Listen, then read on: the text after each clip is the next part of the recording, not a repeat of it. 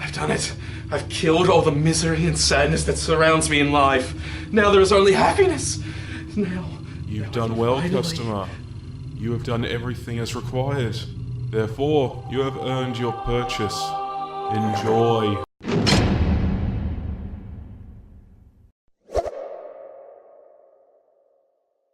Back in 2017, actress Brie Larson made her directorial debut with Unicorn Store, which then languished in obscurity until now because for some reason Netflix decided to get the streaming rights for it, and yeah, it's a bad movie. There is almost nothing good about it. The story is about an art student named Kit who's just failed her final exam and forced to move back in with her parents. And while trying to figure out what the hell she's going to do next, she's presented with an opportunity of a lifetime to have something she's wanted ever since she was a child, her own pet unicorn. Now, from this setup, we actually do get an interesting theme that's explored. The theme of childhood dreams and whether or not they should really be abandoned or fade away as we grow older and become adults. Now, if this theme was actually handled with greater care and subtlety, we could have actually gotten something that was actually profound. But instead, it's handled with all of the grace and subtlety of someone just smacking you on the back of the head.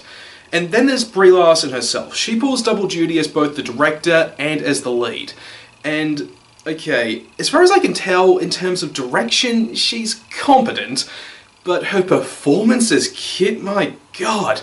1 minute she's just uninterested and bland, and the next, she comes off as mentally ill.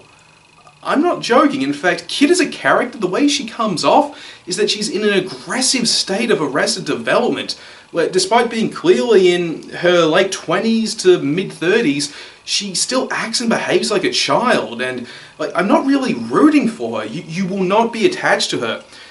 How can you actually find yourself rooting for a character when their moments they're supposed to be whimsical make you think they're actually mentally ill? Oddly enough, Samuel Jackson's also in the movie, and he is criminally underused. I'm not going to say his character is anything great, but he at the very least gives a somewhat entertaining performance, but he is barely in the movie full stop.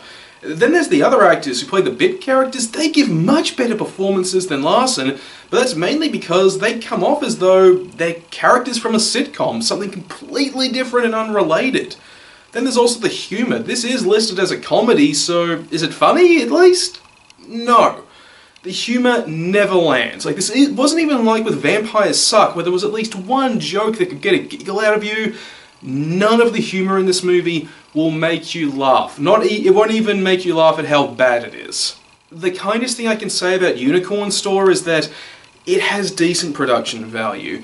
They made the most with what they had, and the person who was the cinematographer, they actually did their job pretty well, putting together the more whimsical moments that help differentiate them from the more grounded in reality scenes. But with that being said, complimenting the production values on a film like this is like if you were a homicide investigator, and while you're in the middle of examining your latest triple homicide, you thought, yeah, the wallpaper looks nice.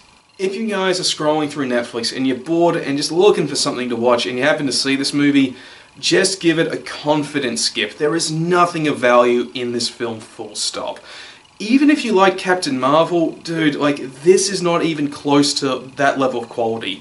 Captain Marvel was an average meh film, but this is just way worse. Feel free to skip Unicorn Store, full stop. Hey, guess what? You just sat through the entirety of this video. Do you know what that makes you? An absolutely awesome person. Do you know what awesome people do? They like and subscribe. Plus, I'm also sorry this video took so long. I've just been all over the place lately, but up next, I'm gonna have a review of Avengers Endgame out. Then after that, one of The Blair Witch Legacy, a nice little fan film I stumbled onto. And for game reviews, I've got a review planned for Rage 2, and I'm currently working on one for World War Z. I've got all that and more coming up, so like usual, just stick around.